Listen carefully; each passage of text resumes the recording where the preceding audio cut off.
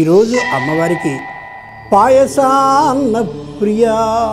పయస్సు అంటే పాలు కాబట్టి పాలతో ఉడికించినటువంటి అన్నాన్ని, ఆ పాయసాన్ని నివేదనగా పెట్టినట్లయితే పరమ సంతోషాన్ని పొందుతుంది. తెలుగు వన్ ప్రేక్షకులకి విజయదశమి పర్వదిన సందర్భంగా అమ్మవారి ఆశీస్సులు సంపూర్ణంగా లభించాలని ప్రార్థిస్తూ అమ్మవారిని అలంకారాలు 9 రోజుల పాటు వేస్తారు. వాటిలో ఒక్కొక్క రోజు వేయబడ్డ అలంకారంలో దాగిన రహస్యాల్ని క్రమంగా అనుకుంటూ వెళదాం. ఈ రోజున బాలా త్రిపుర సుందరి రూపంలో గోచరిస్తారు అమ్మవారు. ఎందుకు ఈ అలంకారాన్ని మొదటి రోజున వేయాలి? దీంట్లో దాగిన విశేషం ఏమిటి? బాలా త్రిపుర సుందరి.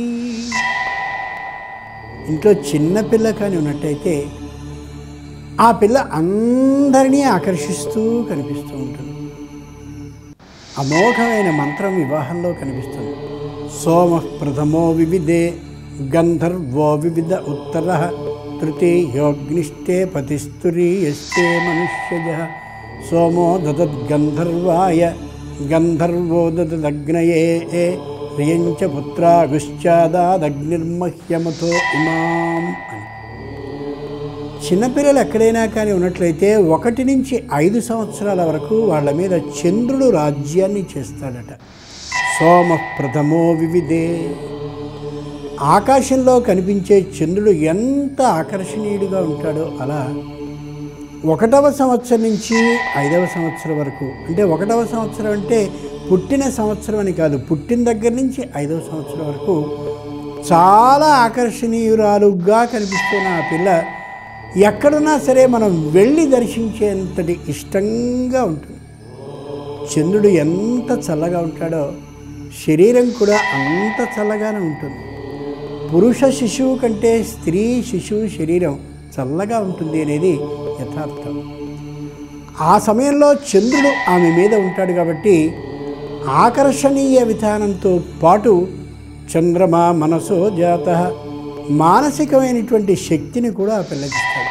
ఆ కారణంగానే నాన్న, అమ్మ, బాబాయ్, తాతయ్య ఇలా అందరినీ గుర్తుపట్టగలుగుతూ నవ్వగలుగుతూ ఉంటుంది శిశువు. అన్నీ గుర్తుపట్టేటటువంటి తీరు ఆ వయసులో. గంధర్వో వివిధ ఉత్తర 6 నుంచి 5 సంవత్సరాల పాటు, అంటే 6 నుంచి 10వ సంవత్సరం వరకు ఆమె మీద గంధర్వుడు అధివసించుంటాడు. గంధర్వో వై లావణ్యవాన్. గంధర్వుడు అందానికి ప్రతీక కాబట్టి ఆడపిల్లలో నిజమైనటువంటి అందాన్ని ఇచ్చేటటువంటి కాలం 6 నుంచి 10 సంవత్సరాల మధ్య కాలంలో.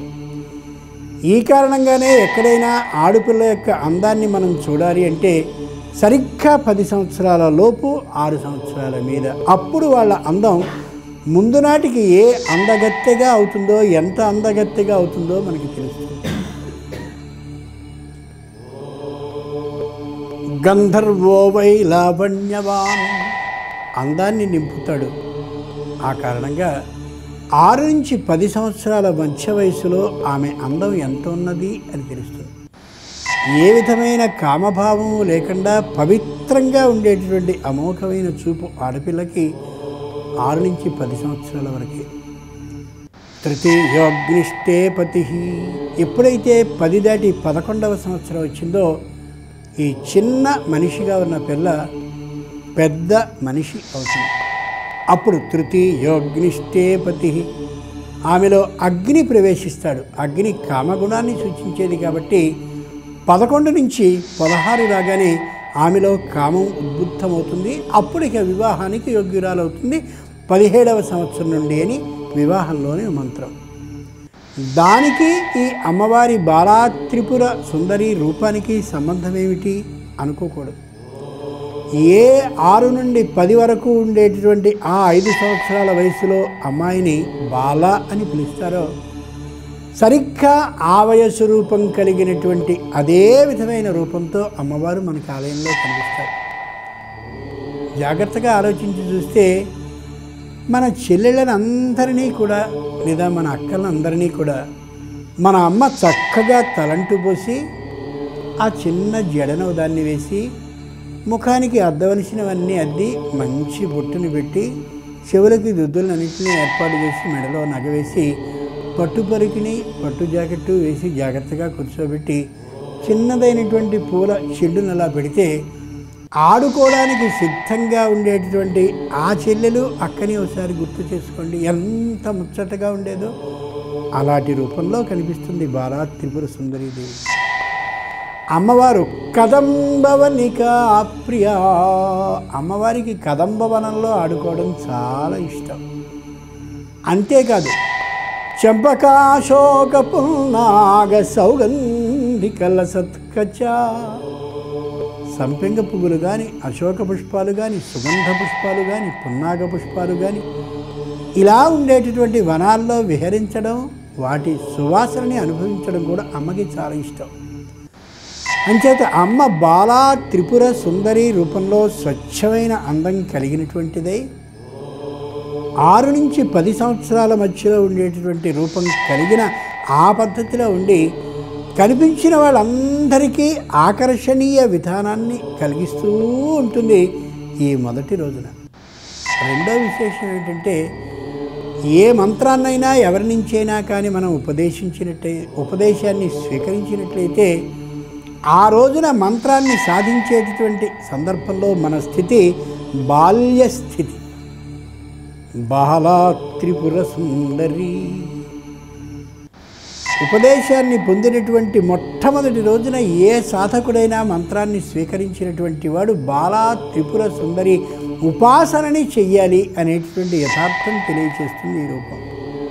మరో విశేషం ఏమంటే, నేను అమోఘమైనటువంటి సిద్ధిని పొందాలి అని ఎవరైనా సాధకుడు కానీ తపస్సు ప్రారంభించినట్టయితే ఈ 10 రోజుల పాటు మొదటి రోజున ఏ రూపాన్ని అమ్మవారిని ధ్యానం చేస్తూ ఈ 2 కనుబొమ్మల మధ్య దర్శించాలి అంటే బాలా త్రిపుర సుందరి రూపంలో ఉన్నటువంటి అమ్మవారిని 2 కనుబొమ్మల మధ్య అలా నిలుపుకుని మరీ ధ్యానాన్ని సాగించాలి.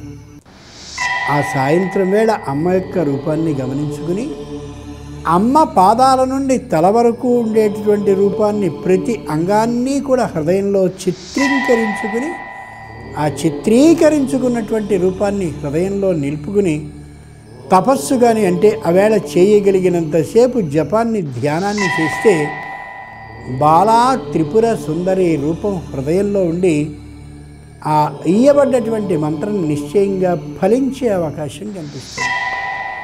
ఆ తరువాత 2వ రోజు అలంకారాన్ని జాగ్రత్తగా పరిశీలించి ఏ విధమైన రూపంతో అమ్మవారిని ధ్యానించాలో ఆ విశేషాన్ని తెలుసుకుంటారు. ఈవేళ బాలా త్రిపుర సుందరి రూపంలో ఉన్నటువంటి అమ్మవారిని రాక్షసులు గమనించారు.